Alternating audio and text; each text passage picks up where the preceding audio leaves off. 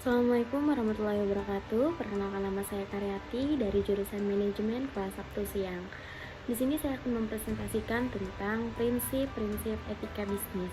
Etika secara etimologi berasal dari kata Yunani ethos yang berarti watak kesusilaan atau adat kebiasaan. Jadi, kita membatasi diri pada asal-usul kata ini. Maka, etika berarti ilmu tentang apa yang biasa dilakukan atau ilmu tentang adat kebiasaan. Menurut Berkens tahun 1993, halaman 6-7, ada 3 pengertian tentang etika, yaitu yang pertama, etika bisa dipakai dalam arti nilai-nilai dan norma-norma moral yang menjadi pegangan bagi seseorang atau suatu kelompok dalam mengatur tingkah lakunya. Yang kedua, etika berarti juga kumpulan asas atau nilai moral. Yang dimaksud di sini adalah kode etik. Misalnya, etika Rumah Sakit Indonesia, etika pariwara. Di sini jelas etika jelas dimaksudkan kode dengan kode etik. Yang ketiga, etika mempunyai arti ilmu tentang yang baik atau buruk. Etika di sini yang sama artinya dengan filsafat moral.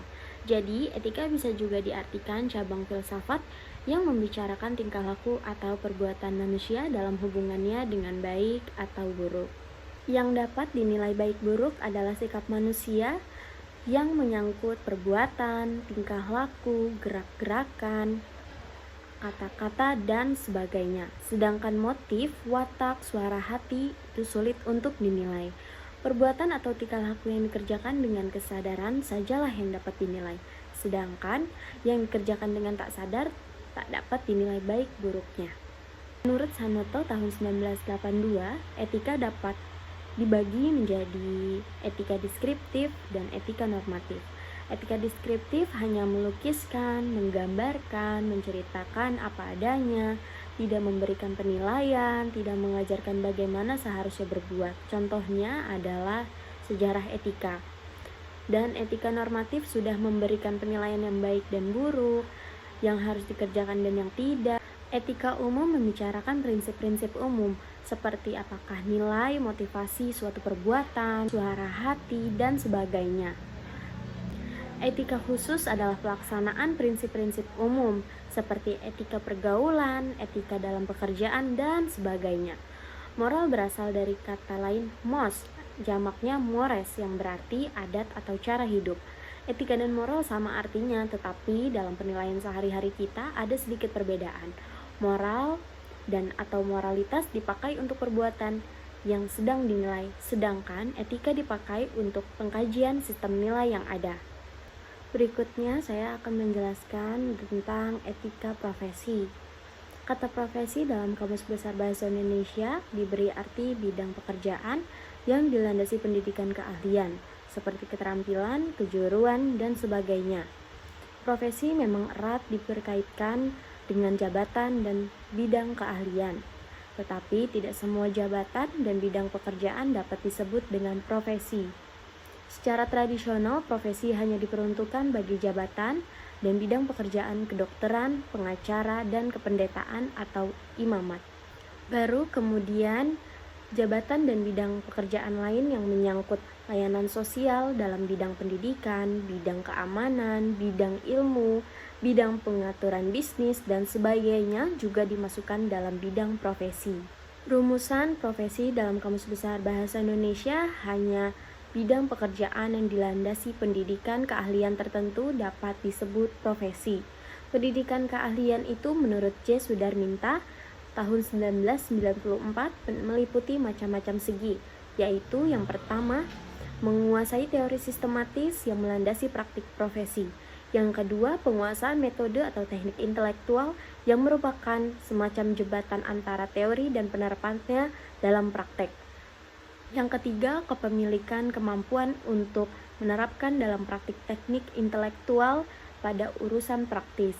Yang keempat, pemilikan kemampuan untuk menyelesaikan program latihan dan memperoleh ijazah, sertifikat, atau tanda lulus untuknya. Yang kelima, pemilikan pengalaman yang mencakupi di lapangan. Selain menuntut pendidikan keahlian khusus, profesi juga berkaitan dengan bidang pekerjaan yang memberikan pelayanan khusus dalam masyarakat tanpa bermaksud mencari keuntungan pribadi. agar ia tidak melanggar hak-hak pihak lain. Prinsip ini tak lain adalah tuntutan keadilan. Keadilan menuntut agar kita memberikan kepada siapa saja apa yang menjadi haknya. Dalam rangka pelaksanaan sebuah profesi, tuntutan keadilan itu berarti di dalam pelaksanaannya kita tidak boleh melanggar hak orang lain atau lembaga lain ataupun hak negara. Teori dibagi menjadi dua, yaitu teori teleologi dan teori deontologi. Teori teleologi adalah mengukur baik buruknya suatu tindakan berdasarkan tujuan yang hendak dicapai dengan tindakan itu, atau berdasarkan akibatnya yang ditimbulkan atas tindakan yang dilakukan. Suatu tindakan dinilai baik jika bertujuan mencapai sesuatu yang baik atau akibat yang ditimbulkannya baik dan bermanfaat. Lalu teori deontologi, yaitu berasal dari bahasa Yunani deon yang berarti tugas dan logos berarti pengetahuan, sehingga etika deontologi menekankan kewajiban manusia untuk bertindak secara baik.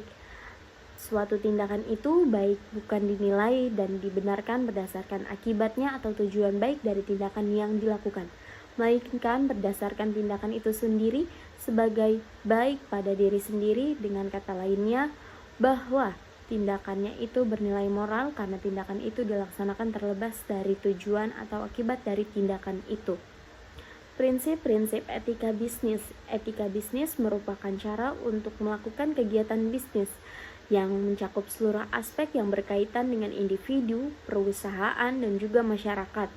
Etika bisnis dalam suatu perusahaan dapat membentuk nilai norma dan perilaku karyawan serta pimpinan dalam membangun hubungan yang adil dan sehat dengan pelanggan atau mitra kerja, pemegang saham, dan masyarakat. Perusahaan meyakini prinsip bisnis yang baik adalah prinsip yang beretika, yakni bisnis dengan kinerja unggul dan berkesinambungan yang dijalankan dengan menaati kaidah-kaidah etika sejalan dengan hukum dan peraturan yang berlaku. Ada beberapa prinsip etika bisnis, yaitu yang pertama adalah prinsip otonomi. Otonomi adalah sikap dan kemampuan manusia untuk mengambil keputusan dan bertindak berdasarkan kesadarannya sendiri tentang apa yang dianggapnya baik untuk dilakukan. Yang kedua, ada prinsip kejujuran. Ada 3 lingkup kegiatan bisnis modern yang sadar dan mengakui bahwa kejujuran dalam berbisnis adalah kunci keberhasilan, termasuk untuk bertahan dalam jangka panjang. Dalam suasana bisnis penuh persaingan yang ketat. Ketiga itu adalah kejujuran relevan dalam pemenuhan syarat-syarat perjanjian dan kontrak. Yang kedua, kejujuran juga relevan dalam penawaran barang dan jasa dengan mutu dan harga yang sebanding. Yang ketiga, kejujuran juga relevan dalam hubungan kerja intern dan dalam suatu perusahaan. Yang ketiga adalah prinsip keadilan. Prinsip keadilan menuntut agar setiap orang diberlakukan secara sama sesuai aturan yang adil dan sesuai dengan kriteria yang rasional, objektif, dan dapat dipertanggungjawabkan. Yang keempat, prinsip saling menguntungkan. Prinsip saling menguntungkan menuntut agar bisnis dijalankan sedemikian rupa sehingga menguntungkan semua pihak. Yang kelima, ada prinsip integritas moral. Prinsip ini terutama dihayati sebagai tuntunan internal dalam diri pelaku bisnis atau perusahaan agar perlu menjalankan bisnis dengan tetap menjaga nama baiknya atau nama baik perusahaannya. Baik, itu saja penjelasan yang dapat saya sampaikan tentang prinsip-prinsip etika bisnis. Kurang lebihnya mohon maaf. Assalamualaikum warahmatullahi wabarakatuh.